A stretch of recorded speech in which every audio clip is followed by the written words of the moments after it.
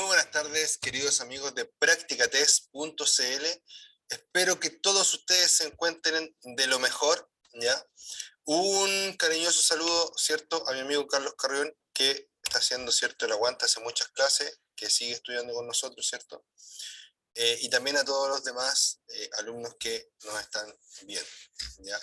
Entonces dice, el día de hoy, ¿cierto?, vamos a seguir hablando acerca de condiciones técnicas. Ayer terminamos hablando de neumáticos, pero no terminamos el tema, ¿ya? Así que vamos a hacer un repasito de dónde terminamos ayer y vamos a terminar de ver el tema de neumáticos y vamos a seguir con los siguientes temas, ¿ya? Este temario, ¿cierto?, de funcionamiento de la motocicleta tiene muchos temas interesantes, ¿ya? Por eso, muy importante que ustedes lo puedan revisar, ver y tratar de entender lo mejor posible siempre. Entonces, dice los neumáticos. El estado de los neumáticos afecta mucho más en la conducción de motocicletas, ¿cierto?, que en automóviles, debido a su menor ancho, por lo tanto, menor superficie de contacto, y a que son solo dos ruedas en comparación con las cuatro ruedas de los automóviles. Por esta razón, es fundamental que revise constantemente su presión y desgaste. Entonces, recordemos lo que hablamos en la clase anterior. Neumáticos, único contacto entre nuestra máquina, ¿cierto?, y el suelo. En el caso de las motos, muy poca superficie de contacto y solo dos superficies de contacto. Es decir, dos superficies de contacto y muy pequeñas. ¿Qué quiere decir esto? Quiere decir, ¿cierto?, que nunca podemos descuidar el estado de esta pieza tan importante. En lo posible, compremos neumáticos, ¿cierto?, que sepamos que son de buena calidad, ¿ya? No juguemos a probar con nuestra seguridad y con nuestra vida. Sobre todo si estamos exigiendo nuestra motocicleta en las curvas, ¿cierto?, y en las aceleraciones y frenadas. Mucho ojo, una de las piezas, bueno, todas las piezas son importantes, pero una de las piezas que debe estar en muy buen estado son los neumáticos. Si el neumático falla, es muy probable que me traiga consecuencias, ¿ya? Es muy probable. Entonces, mucho ojo con ello. Recuerden que los neumáticos tienen líneas para poder evacuar el agua. Ese es el sentido de las líneas de los neumáticos, ¿ya? Entre menos línea y profundidad tenga, menos voy a poder evacuar el agua. La profundidad de un neumático no puede ser inferior a 1,6 milímetros. ¿Cómo lo sé?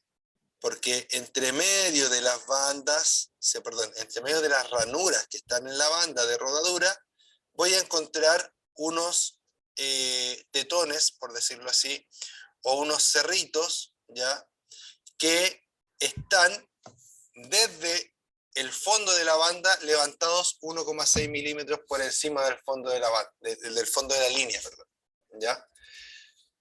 Esos, cuando llegan a igualarse con el resto de la banda de rodadura, ¿cierto?, el neumático está out, está en mal estado. Dice, el conducir con neumáticos en mal estado hace más difícil y riesgosa la conducción. Desgastado irregularmente, con ruedas desalineadas y o desbalanceadas y con rayos sueltos o cortados. Desgastado irregularmente, que el neumático tenga un lado más gastado que el otro. Con ruedas desalineadas o desbalanceadas, que la moto, las ruedas no estén yendo, pisando o recorriendo el mismo camino ambas, sino que una esté chueca a la derecha y chueca a la izquierda. Eso se puede producir normalmente por choques, porque la moto tuvo un accidente y no fue bien reparada, entonces la moto ahí tiene un problema con sus neumáticos. Y luego, ¿cierto?, el tema de los rayos sueltos o cortados, que tiene que ver, ¿cierto?, con las motos que usan obviamente rayos, y que los rayos se van soltando con el tiempo. Hay que reapretar muchas veces, hay que estar revisando que se esté dando en buenas condiciones. Giro, dice. Es trascendental que la rueda trasera y delantera giren por la misma línea, lo que no puede ocurrir después que la motocicleta haya sufrido un siniestro, ¿ya? Podría ser que después de un choque la moto no quede bien alineada. ¿Se pueden arreglar los chasis? A veces sí, a veces no. Lo que debemos asegurarnos es que el chasis estructuralmente siempre esté lo suficientemente firme para poderse seguir usando, ¿ya? Lo más recomendable cuando el chasis sufre daño es que la motocicleta ya sea eliminada, ¿sí? Siempre se puede ir a desarme, se pueden aprovechar partes, etcétera, pero eso es lo ideal, ¿ya? ¿Hay lugares donde arreglar los chasis? Claro que sí, se arreglan los chasis, se pueden modificar, etcétera, ¿ya? Pero todo eso, para todo eso hay que ver los marcos legales, ¿cierto? Y hay que ver la factibilidad del proyecto. ¿Es factible arreglarla o no es factible arreglarla? Tengo entonces el giro, tengo neumáticos nuevos, dice. Dice que los neumáticos nuevos provocan pérdida de control en los primeros kilómetros. Por tal motivo, debe darles un rodaje. La presión del aire en los neumáticos también influye en la conducción. Revise el manual del fabricante, utilice neumáticos del mismo fabricante. Ya le he dicho varias veces que me toca esta clase, ¿cierto? Que el tema del neumático del mismo fabricante es lo ideal, ¿cierto? Que el juego sea del mismo adelante y atrás, ¿ya? Pero lo más importante es que los neumáticos sean de la misma medida, ¿ya?, que recomienda el fabricante. Porque los frenos, ¿cierto?, la suspensión y todo eso se probaron con cierta medida de neumático. Por lo tanto, para obtener el mejor resultado, siempre es recomendable hacerle caso al fabricante. Hay personas, ¿cierto?, que enanchan el neumático. Sin embargo, la llanta no es tan ancha. Y como la llanta no es tan ancha, ¿cierto?, el neumático no queda bien montado, ¿cierto? Y aunque parece verse relativamente bien, muchas veces no está dando el servicio que necesita o no está trabajando de la forma que necesita. Luego, con respecto a, antes del tema de seguir adelante, recuerden que les dije que el neumático nuevo, acá dice que puede producir pérdida de control. Los neumáticos nuevos igual pueden traer algún tipo de grasitud por algún producto también que se les pueda haber puesto, inclusive de forma accidental, para que en la sala de ventas se vean mejor.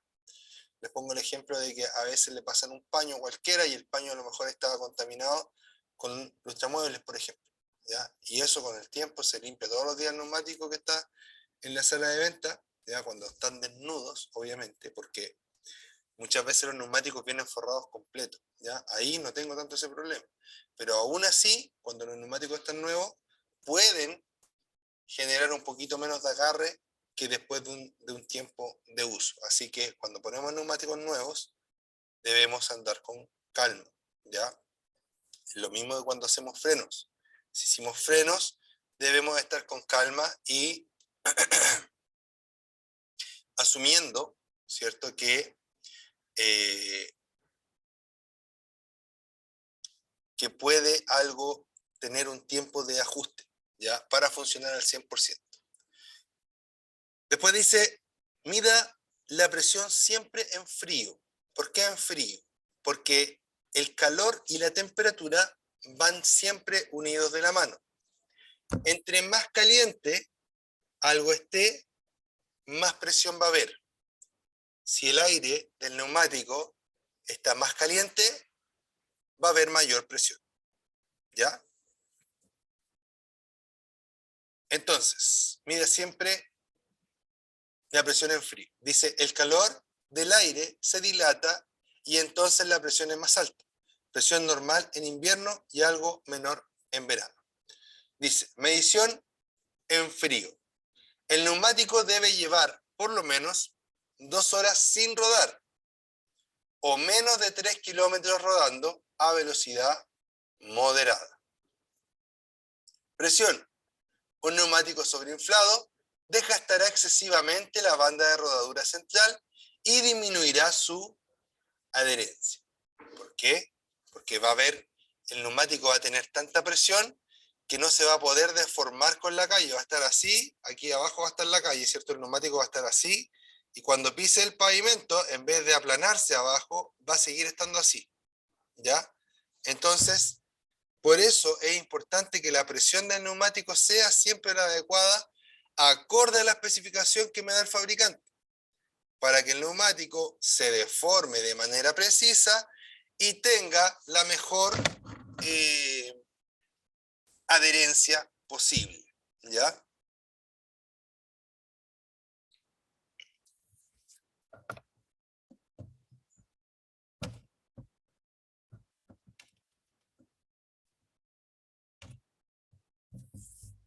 Neumáticos sobreinflados. Los neumáticos sobreinflados sufrirán deformaciones excesivas en respuesta a los esfuerzos aplicados, lo cual puede llevar a una explosión. Falta de aire. Les será más fácil detectar un neumático subinflado debido a que se manifiesta con la dirección pesada e inestabilidad de la moto. Zigzagueo. Además, se observará un desgaste, ¿cierto? Además, se observará un desgaste solo en los extremos de la banda. Además, se observará un desgaste solo en los extremos de la banda. Y eso lo entendemos mejor con este dibujito que está acá, muy ilustrativo, muy sencillo, ¿cierto? Pero muy útil. Presión correcta. Contacto completo con el pavimento. Poca presión. Poco contacto con el pavimento. Mucha presión. Poco contacto con el pavimento. ¿Ya? Presión, presión correcta, contacto completo con el pavimento. ¿Por qué aquí topa más en esos lados? Porque el neumático es duro en estas partes, ya tiene una cierta rigidez, y eso es lo que lo afirma y genera presión en esos puntos, cuando tiene poca presión. ¿Por qué cuando hay mucha presión se gasta aquí? Porque se vuelve como un globo, y como hay tanta presión no deja que esto se vaya hacia arriba, como pasa en este caso. Al tener la presión correcta, esto se puede devolver lo justo hacia arriba y hacer que sus dos rayitas de al lado, por decirlo así, ¿cierto?, se puedan apoyar en el pavimento y generar, ¿cierto?, el mejor contacto con el piso. Por eso es importante controlar la presión. Cómprese un medidor de presión. Son baratísimos, ¿ya? Y les van a permitir saber realmente en qué presión estamos. Inclusive me sirve porque si yo le echo mucho aire en un lugar, ¿cierto?, al neumático, me doy cuenta, por ejemplo, que quedó muy duro, a lo mejor el medidor de la bomba, que es donde uno normalmente echa aire, ¿cierto?, en las bombas de combustible, a lo mejor el medidor de la bomba no estaba perfectamente calibrado y me echó más de lo que tenía que echar. Entonces, ¿cierto?, ¿qué puede pasar? Que el vehículo esté duro, que los neumáticos se calienten más, inclusive que se reviente. Si yo siento que está muy duro el auto, muy tac, que no absorbe mucho los impactos, puedo revisar con mi propio marcador, ¿cierto?, de presión de aire, lo meto, oh, está pasado. Le bajo, ¿cierto?, le meto un palito de fósforo ahí en la pepa y le voy bajando el aire, ¿cierto?, de tal forma que quede en la presión idónea, ideal, que me recomiende el fabricante. Entonces, desde ese punto de vista, un medidor de presión es muy útil y la verdad que son pequeñitos. Hay unos que son realmente pequeñitos y caben en cualquier lado y es súper útil.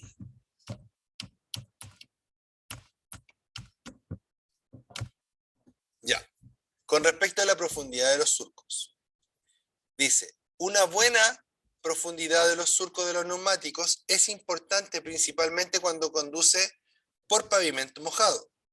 Menor a 1.6 milímetros es situación de peligro. Una profundidad de surco de menos de 1.6 milímetros indica que será necesario un cambio de neumáticos con una profundidad bajo los 3 milímetros, ya que existe riesgo severo de hidroplaneo o aquaplaning. ¿Ya?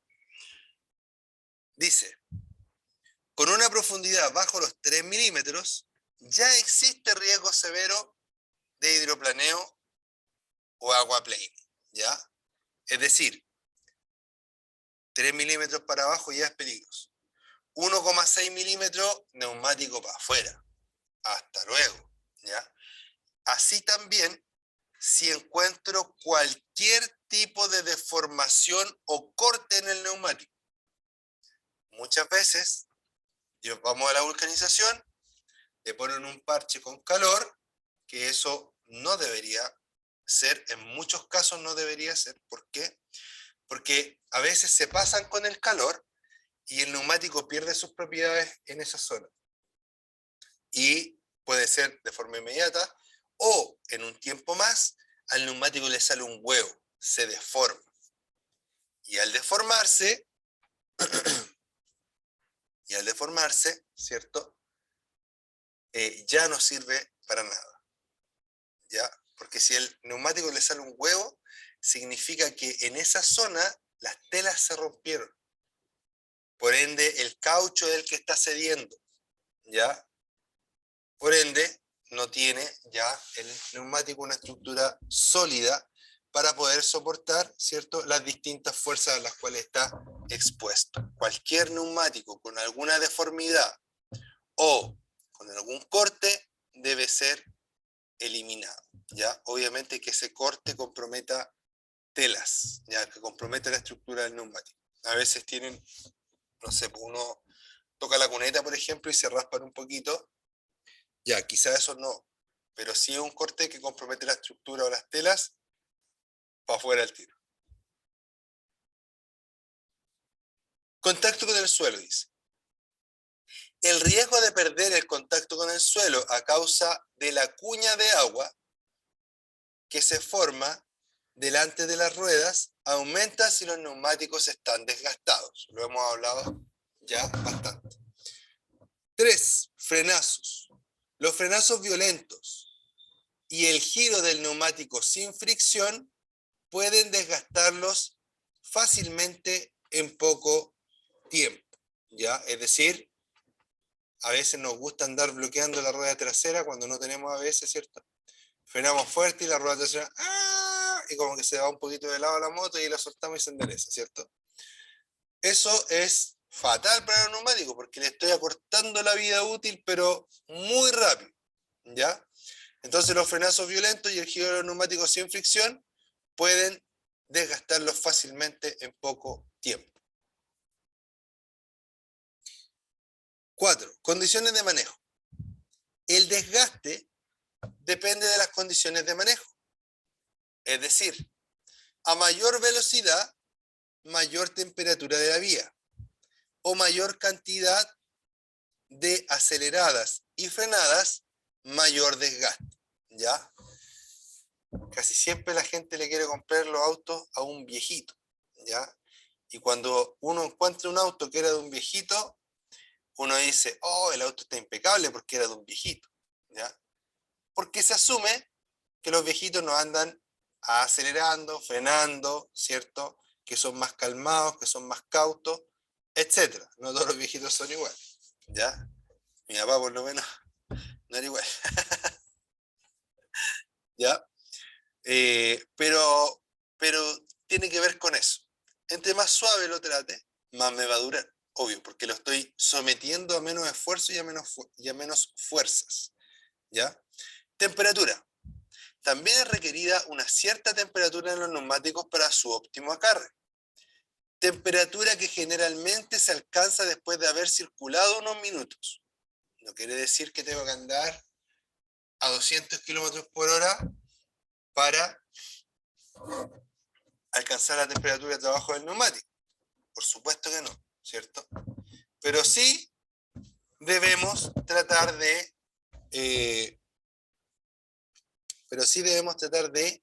andar, ¿cierto? Un ratito, unos minutitos, ¿cierto? Antes de pedirle un poquito más a la moto. ¿Para qué? Para que tomen, ¿cierto? Un poquito de temperatura los neumáticos antes de que le exijamos, por ejemplo, una curva.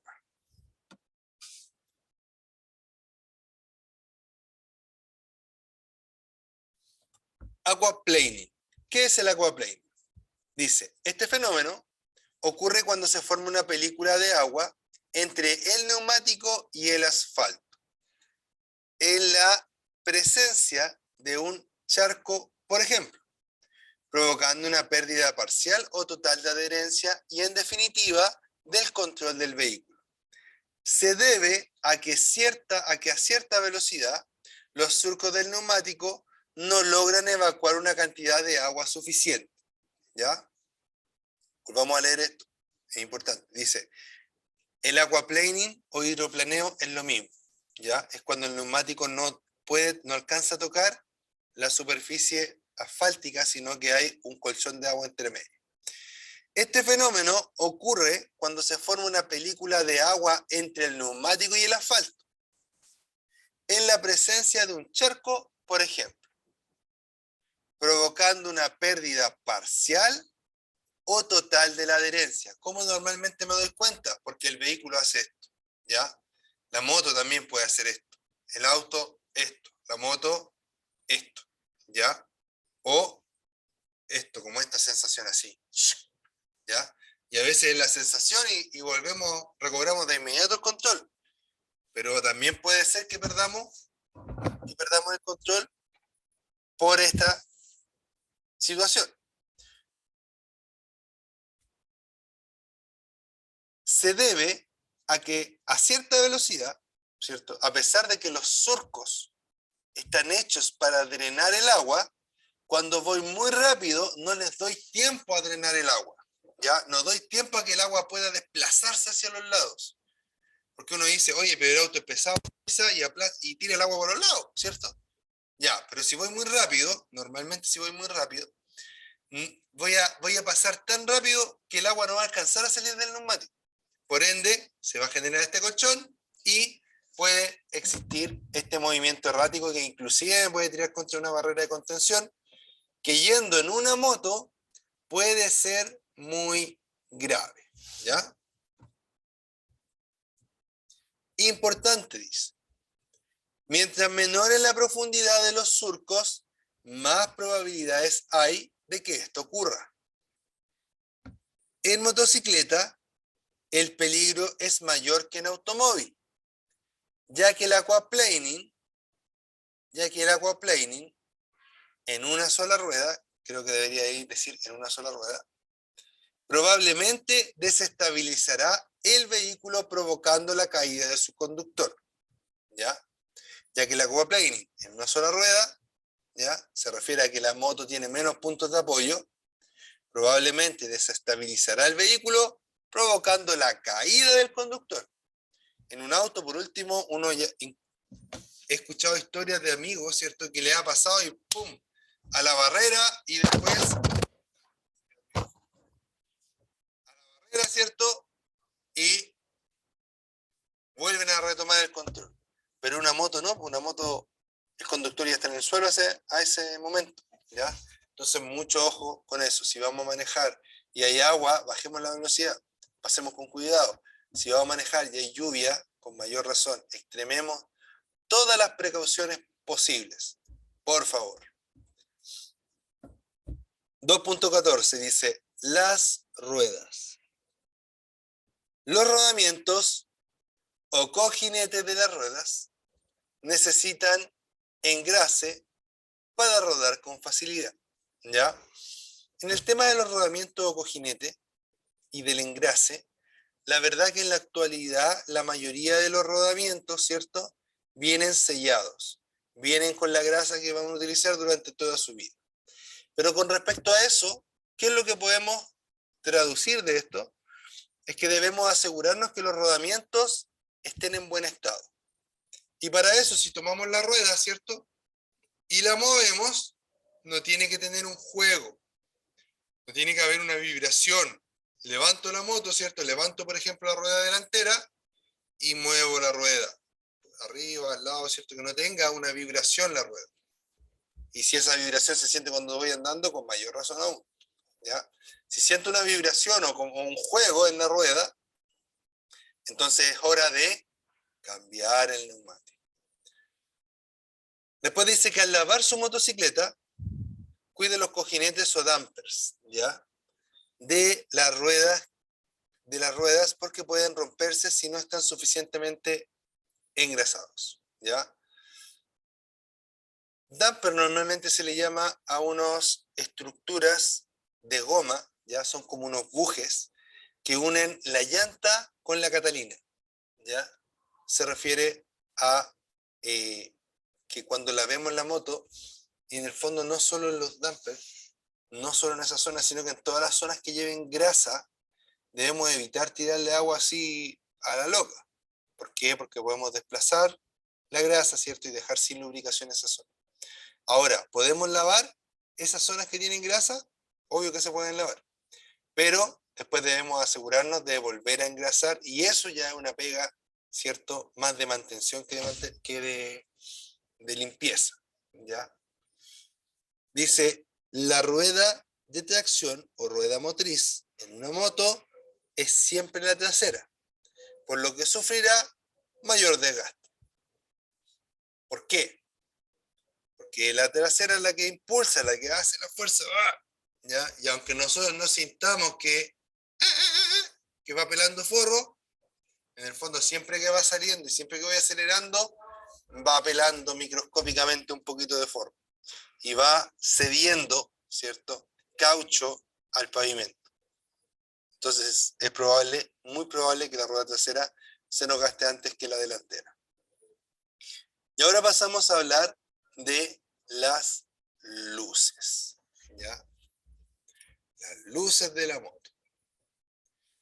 Las luces son importantes porque no solo permiten que usted pueda ver, sino que también porque permiten hacerse visible para el resto de los usuarios de la vía.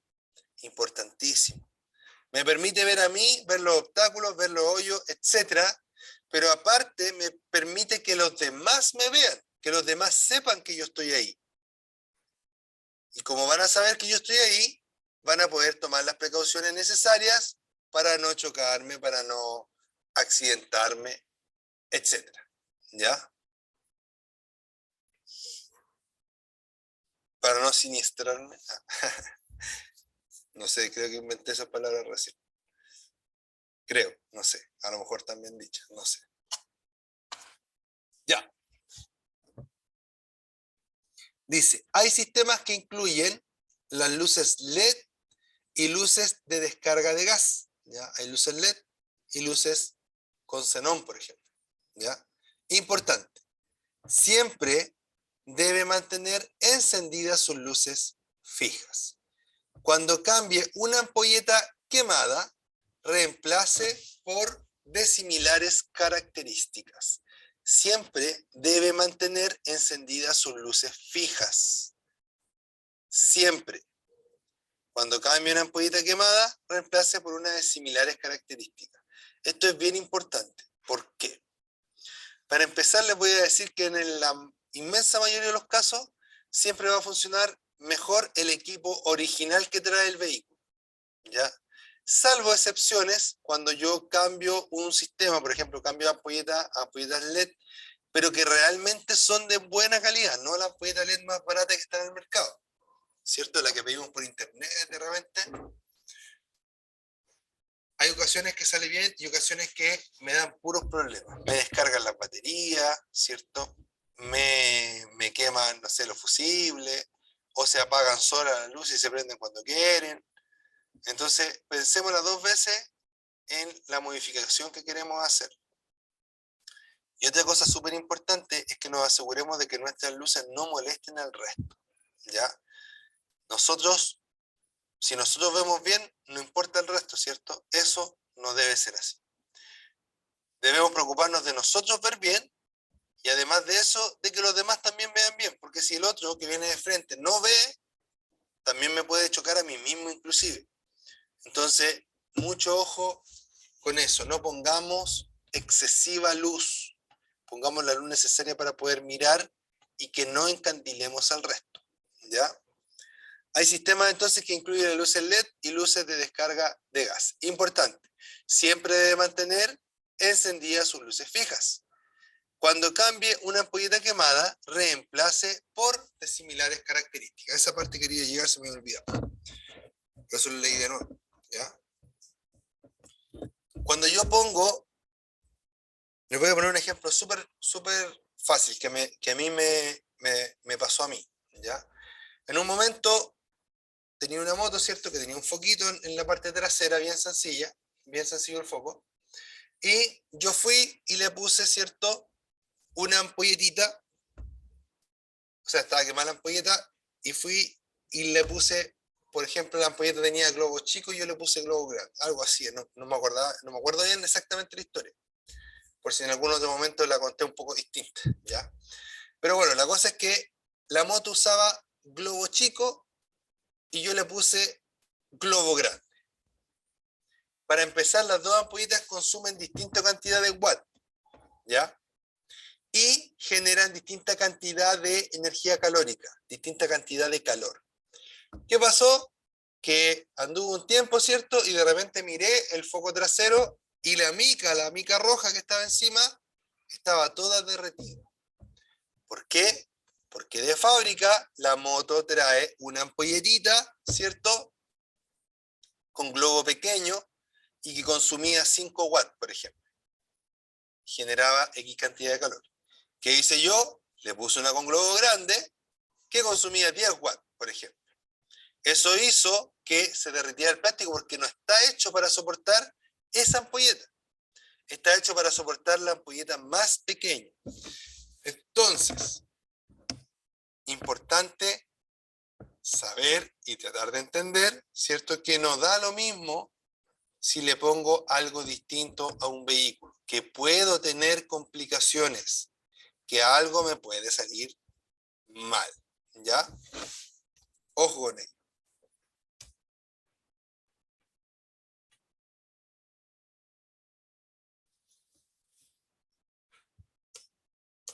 Luego dice que la legislación, la ley, establece para los vehículos motorizados de 2 o 3 ruedas la obligatoriedad de tener las siguientes luces. Parte delantera, ¿cierto? Un foco que permita proyectar las luces bajas y altas de color blanco o amarillo. Parte trasera, luz roja fija, luz de freno y 2 luces destellantes de viraje. Desde este punto de vista, ¿cierto? Hay cosas que en la revisión técnica se revisan y otras que no. Revisen el manual cuando quieran ir a la revisión técnica, revisen el manual de procedimientos e interpretación de resultados para que sepan qué cosas se revisan y qué cosas no, ¿ya? Dice parte delantera, un foco que permita proyectar, estamos hablando de las luces que debe tener una moto, un foco que permita proyectar las luces bajas y altas, es decir, que pueda prender luces bajas y que pueda prender luces bajas y pueda prender luces altas, ahí sí. ¿De qué colores puede ser? Blanco o amarillo. Y en la parte trasera, ¿cierto? Debo tener una luz roja fija, ¿ya? Luz de freno y 2 luces destellantes de viraje. Luz roja fija, luz de freno y 2 luces destellantes de viraje, ¿ya? En la parte trasera. Fíjese que en la parte delantera nos habla de luces destellantes de viraje, ¿ya? Ojo con ahí. Después dice, también se exige en la legislación vigente que la circulación de las motocicletas, motonetas, motos para todo terreno de 3 o 4 ruedas y otros vehículos motorizados similares de 2 o 3 ruedas se efectúe en las siguientes condiciones de seguridad. Con elementos reflectantes laterales de color ámbar, que el ámbar es un color amarillo, ¿cierto? En ambos costados de los ejes delanteros. De color rojo en ambos costados de los ejes traseros y de color rojo en la parte trasera del vehículo. El de color rojo que va en la parte trasera del vehículo normalmente viene incluido en todos los focos, ¿ya? Y todos los focos del mercado normalmente traen una parte reflectante roja, ¿ya?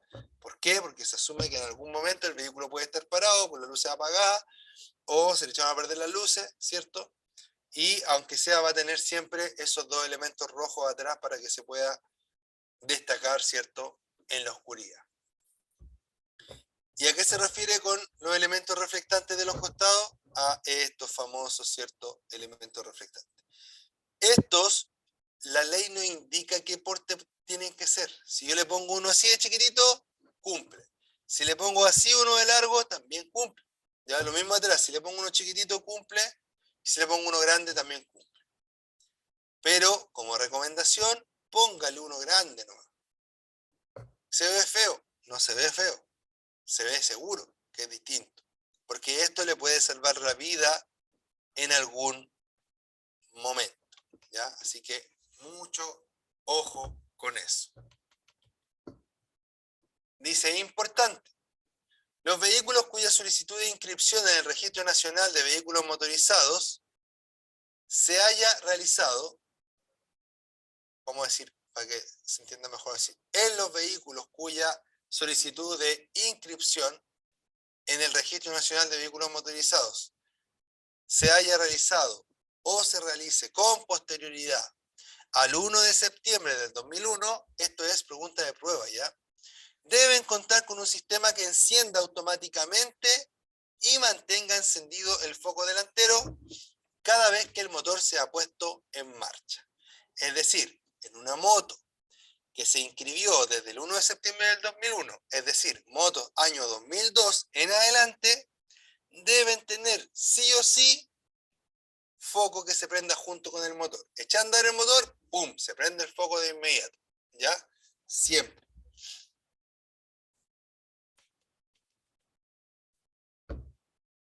Luego me habla de los espejos.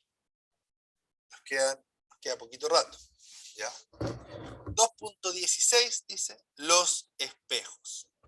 Importantísimo los espejos. Los espejos permiten que yo pueda tener una vista casi de 360 grados. Si su moto trae un espejo que se ve mal, compre un espejo que se ve bien, que se vea bien. Muchas veces los espejos aftermarket, los espejos que uno compra después, que le pone para que se vea la moto más bonita, estos espejos chiquititos, no sirven, son malos, traen muerte, traen accidentes. ¿Ya? Me puse místico. ¿Ya? Escoja un espejo que realmente le permita ver hacia atrás, no importa que el espejo sea feo. Hay un espejo redondo así, son re feos. A veces, a algunos les parecen feos. Pero se ven espectacular para atrás. Hay unos espejos grandecitos que son muy parecidos a los espejos de un auto así, ¿cierto? Que la moto es bien agresiva, por ejemplo, y el espejo redondito, ¿sí? Entonces va la gente y le compra un espejo más fino. No importa que le cambie el espejo, si se lo puede cambiar, pero compre un espejo que realmente le permita ver bien hacia atrás, que no restrinja su rango de visión. ¿Por qué? Porque puede ser muy peligroso para usted, ¿ya? Cuídese y tome buenas decisiones. Dice, otro elemento de seguridad con que deben contar las motocicletas son los espejos. Estos permiten tener una clara visual sobre el tránsito que se desplaza tanto detrás como a los costados del vehículo. Conforme a la reglamentación vigente, las motocicletas deben contar con un espejo a cada lado. Es decir, espejo derecho, espejo izquierdo. ¿Ya? Antes de conducir, revise, regule, controle y ajuste. Revise, regule si es necesario. Revise, mire. Regule, haga, mueva. Controle y o ajuste. ¿Ya? Las siguientes cosas. El estado de los neumáticos y presión de aire en ellos. Recuerden, antes de conducir. La cantidad de combustible. El nivel de aceite. El embrague, el acelerador y el cambio de marcha. Los frenos y el regulador de los mismos. La cadena o el cardán. Las luces, especialmente de freno e intermitentes. Los espejos retrovisores. Que el soporte de estacionamiento esté alzado. Soporte de estacionamiento se refiere a la pata, ¿ya? Porque si usted sale a andar con la pata y dobla para ese lado, la moto pega un salto así, ¡pum! Y lo bota, ¿ya? Y la caída es más o menos fea. Por eso que siempre que usted vaya andando y se le haya quedado la pata estirada, los demás motociclistas lo van a ver y le van a tocar la bocina, se van a desesperar, le van a hacer así para que se dé cuenta de eso, ¿ya? Porque la caída con ese detalle puede ser bastante fea, ¿ya? Que el soporte de estacionamiento esté alzado. Los pedales y las gomas de los mismos. Pedales y gomas, ¿ya? Las gomas son bien importantes, los pedales. Miren, yo tengo una moto que es como un proyecto, ¿ya? Mis amigos le dicen la Franca en moto. Entonces tiene algunos arreglos por ahí medio bizarros. Y bueno, ustedes saben que yo soy mecánico, entonces hago algunos inventos de repente con motos, con autos, cosas así. Pero ahí uno se da cuenta de lo bien diseñada que viene la moto de fábrica. Y yo he cambiado, por ejemplo, los pedales, le he puesto otras piezas. ¿Y qué pasa? Que uno pone el pie, ¿cierto?, en una pieza que no es un pedalín y te destruye el zapato. Que un pequeño filo, un pequeño borde que tenga no tan bien trabajado, en un par de semanas con las vibraciones y todo eso, te hace un hoyo en el zapato. Entonces, muy importante que todas las piezas estén en su lugar y que todo sea lo adecuado para nuestra motocicleta. Muchas veces vemos programas, no sé, de customización y vemos piezas y cosas y a veces pensamos que es más fácil de lo que realmente es y cuando lo vas haciendo te vas dando cuenta de lo bien diseñada que está cada moto o cada auto, por ejemplo, ¿ya? Así que ojo con ello, tratemos de mantenerlo en las mejores condiciones posibles, todo. Después dice que el motor no emita ruidos anormales, que el tubo de escape no emita humos o ruidos anormales, ¿ya? Todo esto, claramente hay cosas que ojalá hiciéramos esta lista siempre. Por ejemplo, medir el aceite, ¿ya? Mi moto la eché a perder hace un tiempo atrás porque estaba así, no, mañana le veo el aceite. En realidad tenía que cambiarse. Mañana se lo cambio. Estaba súper ocupado, mañana se lo cambio. Mañana se lo cambio. Y de repente iba andando y murió el motor, ¿ya? Entonces es plata para comprar repuestos, es tiempo arreglando la moto, si es que no la arreglas tú mismo, son dolores de cabeza con el mecánico. Entonces lo mejor es preocuparse clínicamente de la moto y de las cosas que debo revisar y de las cosas que debo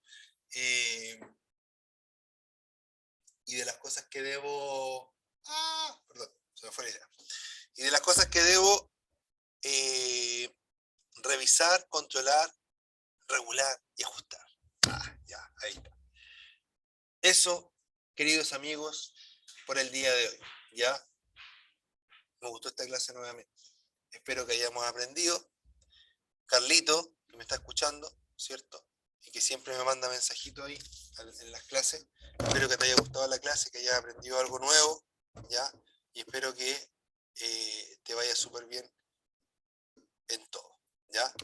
Te mando un gran abrazo, Carlitos, cuídate, un gran abrazo también a todos. Siempre saluda a Carlos, porque Carlos viene a todas las clases, ¿ya? Los demás no se pongan celosos, ¿ya? Cuídense mucho, nos vemos. Esto es practicates.cl. Yo soy Ricardo Cornejo y nos estamos viendo hoy día es jueves. No, hoy día qué día, ¿eh? Hoy día es miércoles. Nos vemos mañana jueves en una nueva clase de práctica test. Nos vemos, cuídense mucho y chao, chao.